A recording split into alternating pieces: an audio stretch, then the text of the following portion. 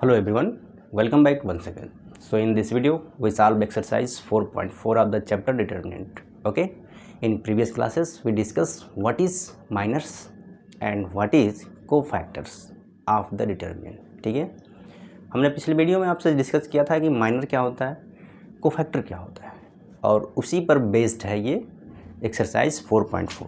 तो ये पहला क्वेश्चन देखिए, इसका हमें क्या लिखना है कि write minors and cofactor of the elements of the following determinant. ठीक है, ये डिटर्मिनेंट है, इसका ऑर्डर क्या है 2x2.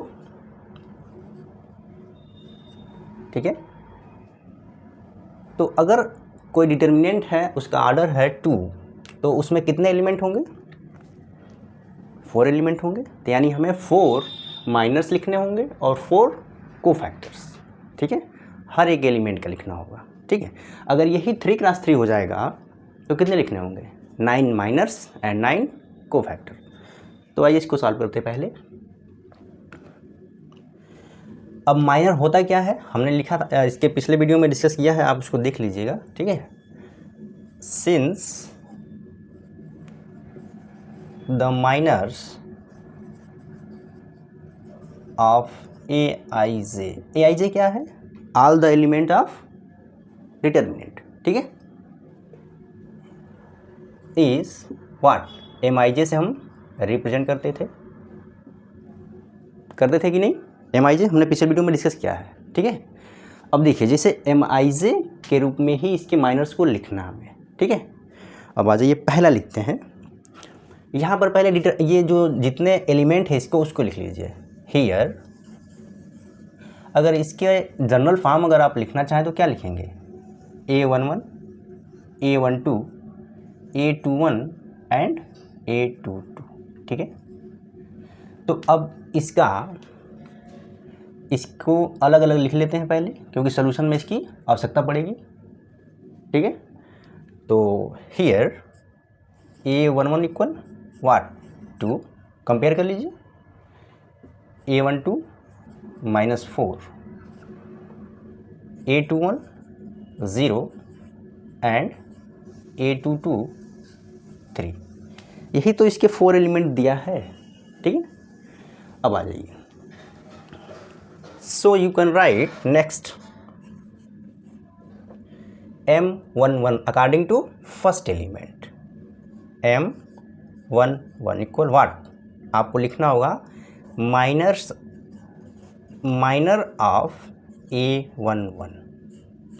ठीक है, ऐसे ही सिस्टमेटिक आप एक लिख लीजिए ताकि अगला लिखने में आपको आसानी होगी. ठीक है, अब देखिए लिखना होगा आपको क्या, माइनर ऑफ A11 मतलब फर्स्ट एलिमेंट का, इसका जो है.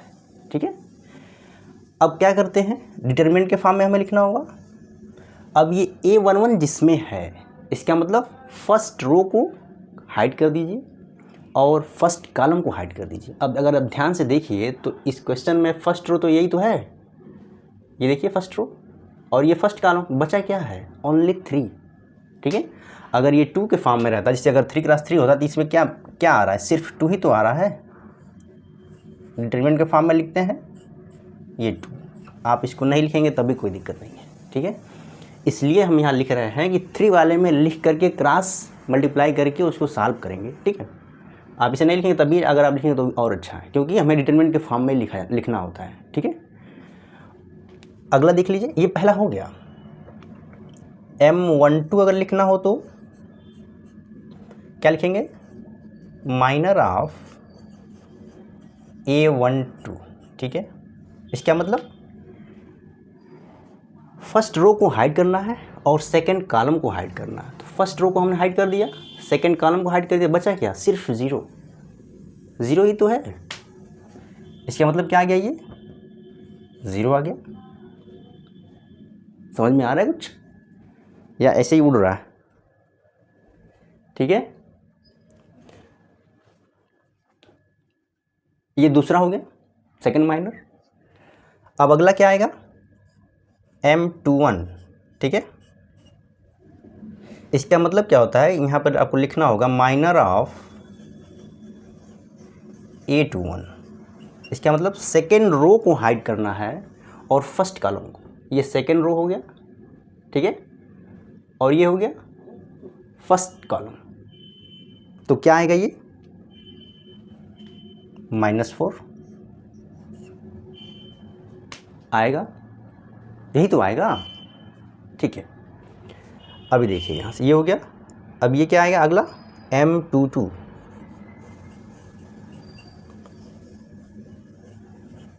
Minor of A22। इसका मतलब सेकेंड रो को हाइड करना और सेकेंड कॉलम को।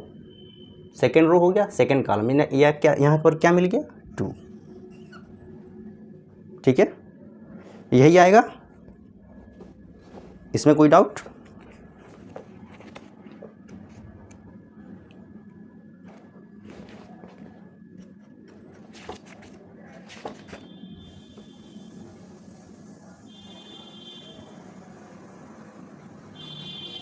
ठीक है, समझ में आ रहा है कुछ?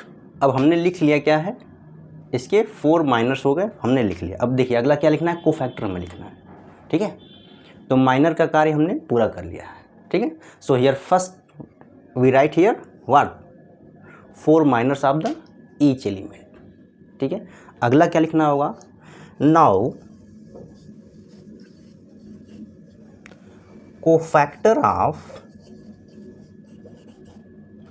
cofactors of Aij is capital Aij, हमने पिछले वीडियो में आपसे डिस्कस किया था। ठीक है, cofactors of Aij is Aij, that is, अब Aij का फार्मूला आपको लिखना होगा, Aij is equal what -1 to the power i plus j and Mij, यही तो था। अब Mij क्या है, माइनर्स हैं, यहाँ पर हमने ऑलरेडी निकाल रखा है। अब सीधे फार्मूले में रखते जाइए, एक एक निकालते जाइए। So here you can right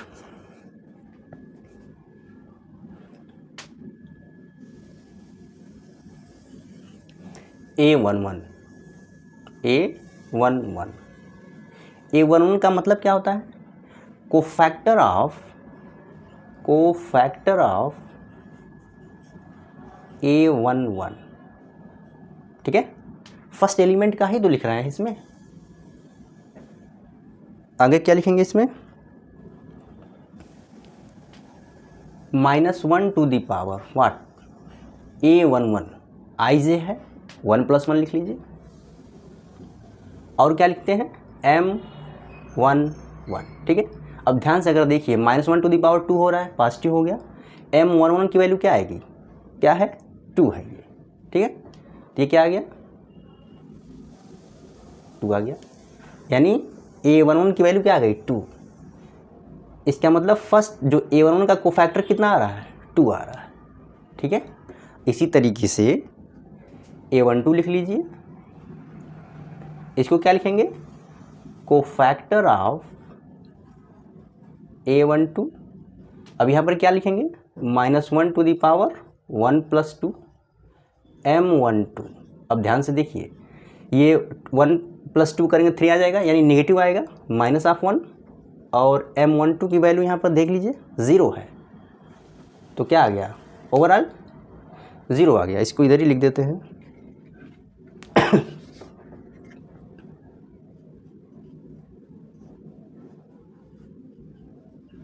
0 आ गया, यहाँ तक कोई डाउट? देखिए सिंपल है। अब देखिए अगला A21, इसको क्या लिखते हैं, cofactor of A21 -1 to the power 2 + 1 M21। ठीक है, M21 की वैल्यू यहाँ पर है, क्या है -4।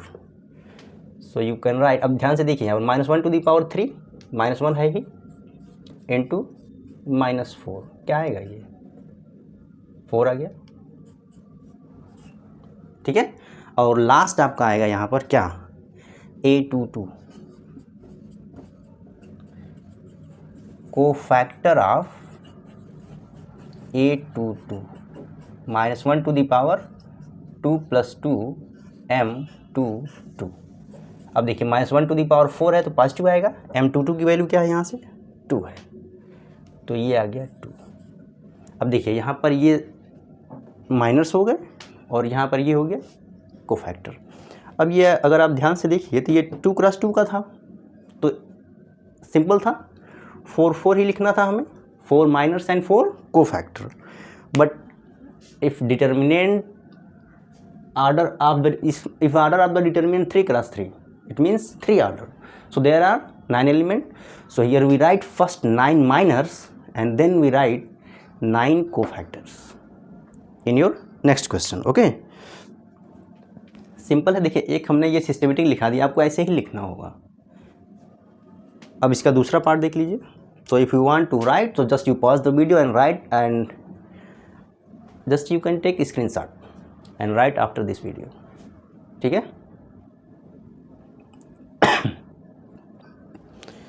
अब इसमें हम थोड़ा सा टेक्निक यूज करेंगे, कम लिखेंगे क्योंकि आउटपुट हमें ज़्यादा मिलेगा। कैसे मिलेगा वो देखिए। दूसरा इसका पार्ट है, क्वेश्चन चेंज कर रहा हूँ मैं, ठीक है। दूसरा क्या है, ये ABCD है, ठीक है।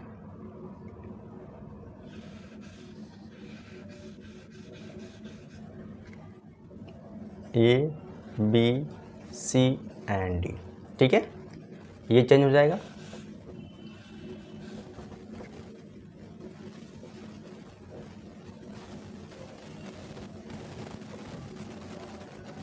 ठीक है, और ये सब वैल्यू चेंज हो जाएगी यहाँ से बस।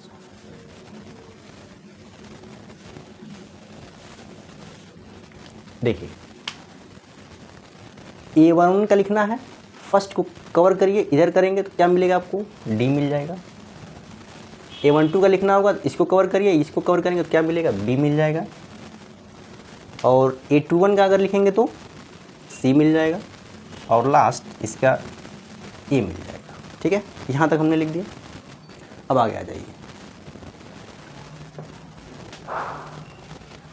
इसमें इसकी वैल्यू का यूज़ करेंगे, और ये देखिए 1 गेट 1 फ्री वाला सिस्टम हो गया यहाँ पर, और हम आसानी से इसको लिखवाएंगे। अभी देखिए कैसे,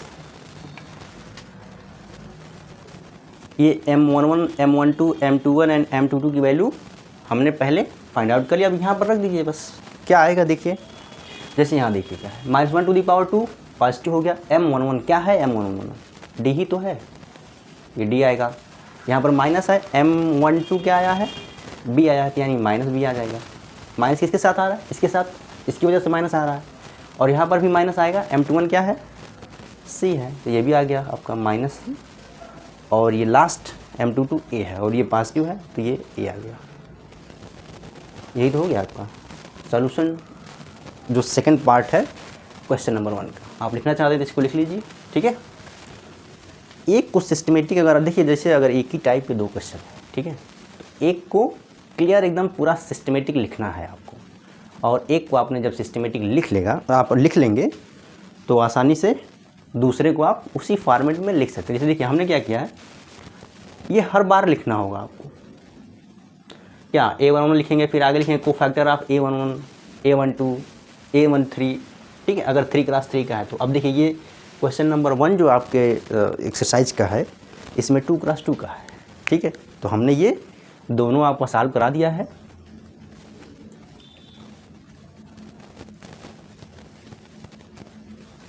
आप इसे देख सकते हो। ठीक है, और अगला जो आएगा आपका क्वेश्चन नंबर 2, उसमें आपका डिटर्मिनेंट का ऑर्डर होगा 3। ठीक है,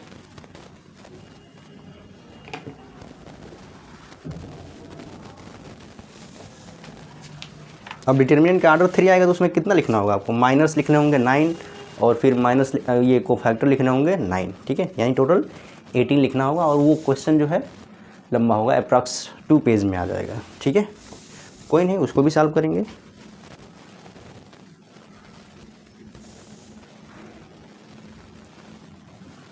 यहाँ तक कोई डाउट तो नहीं होगा। चलिए अगला देखते हैं, क्वेश्चन नंबर 2। ठीक है, क्वेश्चन नंबर 2 में भी हमें क्या करना है, यही माइनर्स ही लिखने हैं और कोफैक्टर लिखने हैं।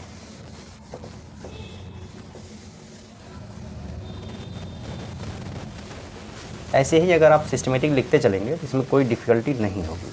ठीक है,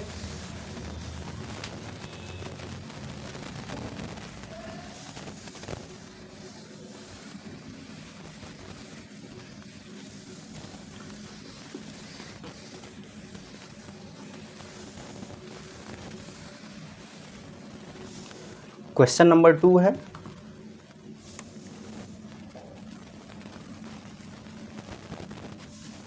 फर्स्ट डिटरमिनेंट आपका है identity matrix of order 3।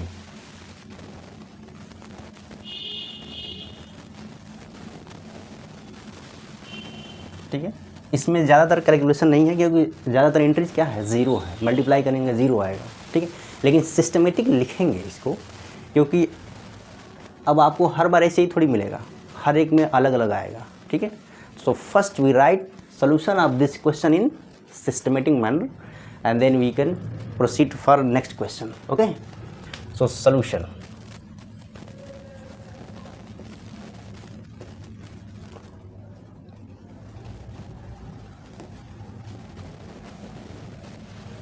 Since minors of Aij is Mij, okay इसका भी अगर आप जनरल फॉर्म अगर 3x3 जो ये डिटर्मिनेंट है जिसका ऑर्डर 3 है अगर लिखेंगे तो क्या आएगा, कैसे लिखेंगे आप यहाँ देख लीजिए, A11 A12 A13, ठीक है, A21 A22 A23 A31 A32 and A33। ठीक है, यही तो है। इसका जनरल अगर लिखना होगा तो Aij वाला, अब यहाँ पर आपको हर एक का अलग अलग लिखना होगा। ठीक है, कैसे, हियर क्या A11 की वैल्यू क्या है 1, A12 0, A13 0। ठीक है, ये वैल्यू 0 है। अगले को लिख लीजिए, सबको आपको यहाँ लिखना होगा, A21 0, A22 1, A23 0, A31 0, A32 0 and A33 1। ठीक है, हमने सिस्टमेटिक लिख लिया इसको, हर एक एलिमेंट का जो वैल्यू है क्या है उसको हमने लिख लिया। अब यहाँ से आप सीधा माइनर सब लिखना शुरू करेंगे। ठीक है, सो you can right in this way, so M11 shows minor of the element A11. Okay, so here you write minor of A11. So for A11 it means first position 1 represent row, so first row just you hide, first row हमने hide कर दिया, second column it means first column ये है। अगर आप ध्यान से देखिए इसको हमने हाइड कर दिया। ठीक है, देखिए ये फर्स्ट कॉलम हाइड हो गया और इधर से अगर देखिए तो फर्स्ट रो हाइड हो गया। तो आपको मिला क्या, जो दिख रहा है क्या दिख रहा है, 1 0 एंड 0 1, यही तो मिलेगा। तो यहाँ आप लिखिए 1 0 0 1। अब इसको अगर क्रॉस मल्टीप्लाई करके सॉल्व करेंगे तो क्या आएगा, 1 आएगा। ऐसे ही लिखना होगा। ठीक है, अब जैसे यहाँ 0 है तो सिंपल कर लिया, अभी कोई अदर नंबर होगा इन दोनों का मल्टीप्लाई करके लिखेंगे, माइनस इन दोनों का मल्टीप्लाई फिर सॉल्व करके लिखेंगे, वो अलग है। ठीक है, अब इस केस में ऐसा है तो हमको ऐसे ही लिखना होगा। ठीक है, M12 कैसे लिखेंगे, माइनर ऑफ A12। अब A12 क्या शो कर रहा है कि फर्स्ट रो को आपको हाइड करना है। ठीक है, हमने हाइड कर लिया, फर्स्ट रो को हमने हाइड कर दिया और इसमें लिखा है कि सेकंड कॉलम को हाइड करना है। सेकंड कॉलम क्या आ रहा है, यही तो आ रहा है। अगर आप देखिए तो इसको हाइड करना है। ठीक है, ये वाला और ये ऊपर, तो मिलेगा क्या, ये देखिए 0 बच रहा है, यहाँ भी 0, इधर 0 और 1 दिख रहा है। ठीक है, तो आपको ऐसे ही लिख देना है 0 0 एंड 0 1। अगर इसको सॉल्व करेंगे तो क्या आएगा, 0 ही तो आएगा या कुछ और आएगा। ठीक है, ओके, यहाँ तक कोई डाउट। आगे देखिए M13 क्या आएगा, माइनर्स ऑफ A13। इसका मतलब फर्स्ट रो को कवर करिए। ठीक है, ये कवर हो गया फर्स्ट रो और थर्ड कॉलम को इधर से हमने कवर कर लिया, ये वाला बचा क्या, ये 0 0 1 0।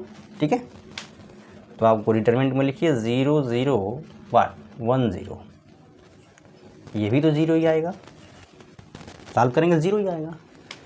अब देखिए हमने अभी 3 माइनर्स को लिखा है, so here we write only 3 minors and now there are 6 minors left to right here. ठीक है, तो अगला भी लिखते हैं M21 क्या आएगा, minor of A21। So okay, second row को आपको कवर करना है और फर्स्ट कॉलम को, so 0 0 0 1 and whole things is 0 आ गया। ठीक है, M22 माइनर ऑफ A22 क्या मिलेगा आपको, इसके लिए लिखना है, कवर करिए, ये कवर करेंगे तो 1 0 0 1 1 0 0 1, और इसको जब सॉल्व करेंगे तो मिल जाएगा क्या, 1 आ जाएगा। समझ में आ रहा है कुछ या मैं लिखते ही जा रहा हूँ? सिंपल है। अभी हमने 2 क्रॉस 2 का लिखा है और ये फर्स्ट हम लोग लिख रहे हैं जो 3 क्रॉस 3 की जो ये डिटर्मिनेंट है। ठीक है, अच्छा मैं 3 क्रॉस 3 क्यों कह रहा हूँ, जैसे मैट्रिक्स के फॉर्म में तो हम लिखते थे ये क्या है 1 2 3 4। ठीक है, 2 क्रॉस 2 का ये मैट्रिक्स है। ठीक है, लेकिन डिटरमिनेंट क्या होता है, जिसमें number of row and number of column same होता है। जैसे ये 2 क्रॉस 2 का है तो आप सीधे अगर ये कहेंगे this is the determinant of order 2, इसका मतलब यही होता है कि 2 क्रॉस 2 का होता है। ठीक है, सो ये जो डिटरमिनेंट है इसका ऑर्डर क्या है 3 है। ठीक है, अगला देखिए M22 हो गया, अब M23 लिखते हैं, यानी माइनर ऑफ A23 की बात हो रही है, इसके अकॉर्डिंग लिखना है हमें। ठीक है, इसको कवर कर लीजिए, लास्ट वाला कवर करेंगे तो क्या मिलेगा 1 0 0 0, यानी ओवरऑल 0 ही तो आएगा M23। ठीक है, अब आगे आ जाइए M31 माइनर ऑफ A31, इसके अकॉर्डिंग हमें लिखना है। ठीक है, तो ये थर्ड रो कवर कर लीजिए, फर्स्ट कॉलम, तो ये क्या आ जाएगा 0 0 1 0, इसकी वैल्यू आएगी 0। ठीक है, M32 को यहाँ लिखते हैं, M32 क्या है ये माइनर ऑफ A32 क्या आएगा, इसके अकॉर्डिंग लिखना है। तो ये तो कवर हो गया, ऊपर भी कवर हो जाएगा, तो ये 1 0 0 0 मिलेगा, यहाँ से 1 0 0 0, इसकी वैल्यू क्या आ जाएगी 0 आ जाएगा। काफ़ी छोटा तो नहीं हो रहा है, दिख रहा होगा, आप नोट कर लीजिएगा, ये देख लीजिएगा। ठीक है, लास्ट यहीं लिख लेते हैं क्योंकि यहाँ को फैक्टर को हम लिख लेंगे पूरा।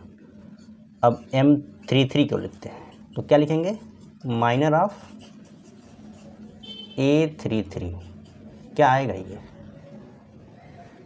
1 1 1 0 0 1 आएगा ये, तो ओवरऑल 1 ही तो आएगा। ये दिख रहा है कि नहीं आपको पूरा नीचे तक? हाँ ठीक है, क्लियर है, कोई दिक्कत नहीं है, आप देख सकते हैं इसको। अब हमने क्या किया, कितने हो गया 9 माइनर्स हमने लिख लिया, मतलब इस क्वेश्चन का हाफ पार्ट हमने कर लिया। So here we complete half part of this question. ठीक है, and second half what cofactor. So let me write here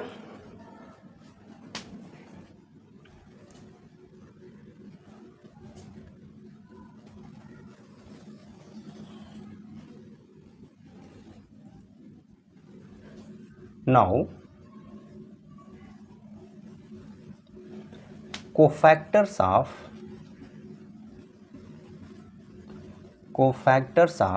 ऊपर से लिखता हूँ, इसको हटा देते हैं। ठीक है, ये तो हम जनरल आपके लिए लिखे थे कि आप इसको देखें कि क्या होता है इसका जनरल फॉर्म। ठीक है, और जनरल फॉर्म के लिए हमने यहाँ लिख दिया ऑलरेडी, तो इसका हम यूज कर लेंगे। ठीक है, अब इसकी भी आवश्यकता नहीं पड़ेगी आपको। आवश्यकता किसकी पड़ेगी, ये M1 M2 ये वाली पड़ेंगे, M11 यहाँ तक। ठीक है, अब आ जाइए, अगला हमें लिखना है कोफैक्टर्स, ठीक है। Cofactors of the element, cofactors of the element Aij is capital Aij is denoted by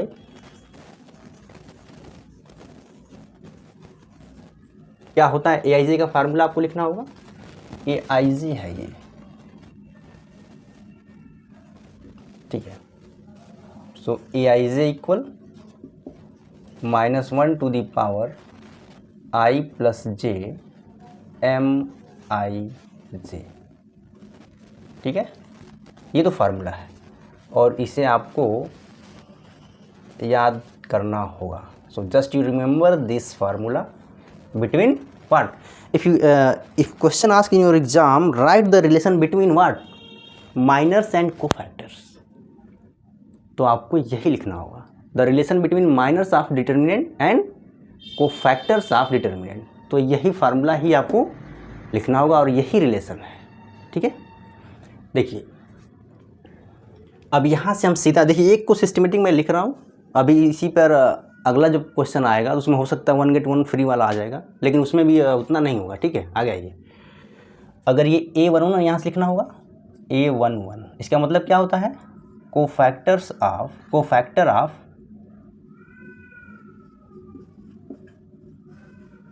A11, इसका मतलब -1 टू द पावर 1 + 1 M11, ठीक है,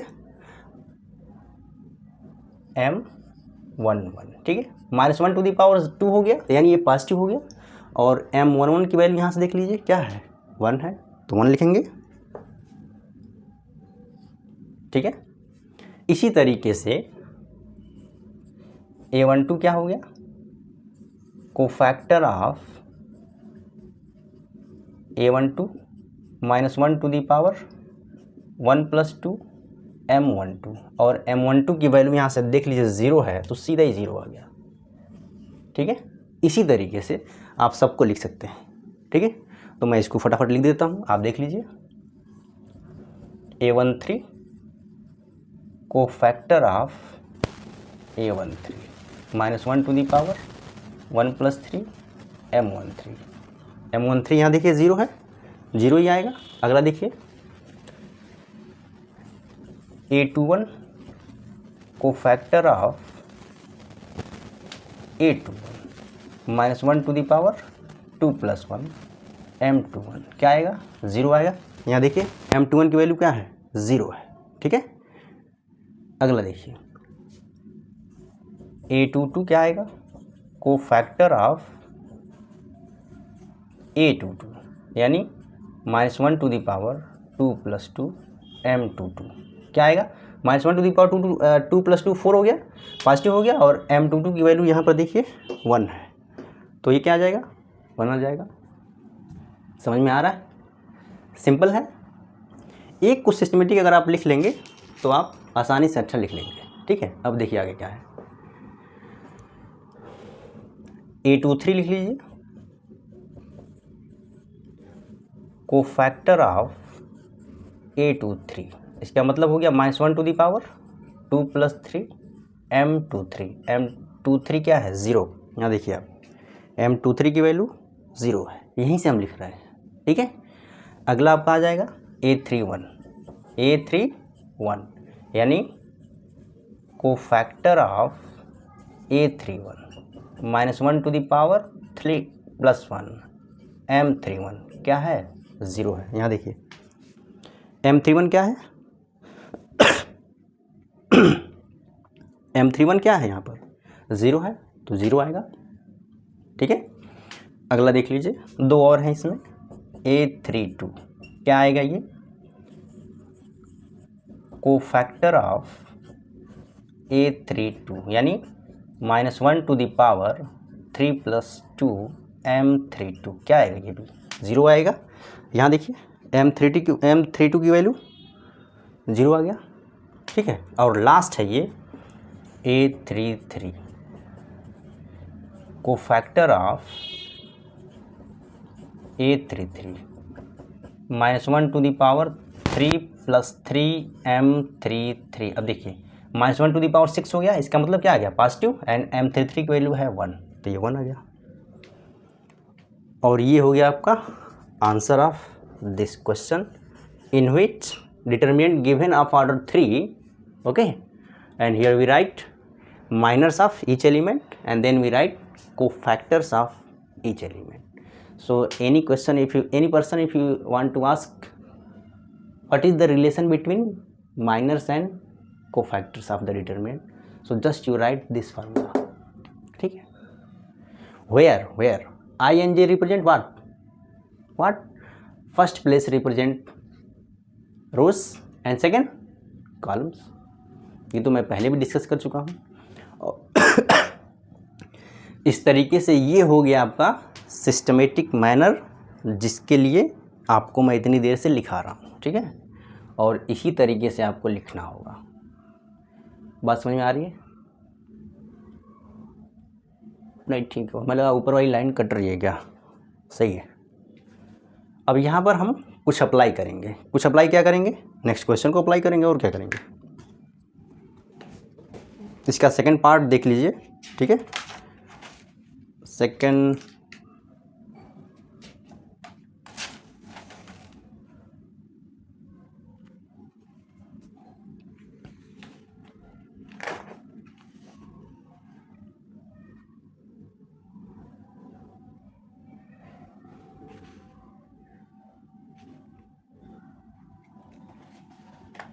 इसी में हम इसको ऐड कर देते हैं, क्योंकि अगर अलग करेंगे तो वो ज़्यादा हो जाएगा फिर, ठीक है। लेकिन ये वीडियो भी आपका काफ़ी लंबा हो गया है, ओके। तो अगले वीडियो में इसको इसी पे लिख देंगे, ठीक है, जिससे आपको आसानी से वो लिख पाएंगे, ठीक है। So I hope you got it everything about this information. It means, so how you can write minors and cofactor of the determinant. Okay, if you have any queries, so you can comment in comment box. So thank you very much. Keep watching, keep learning.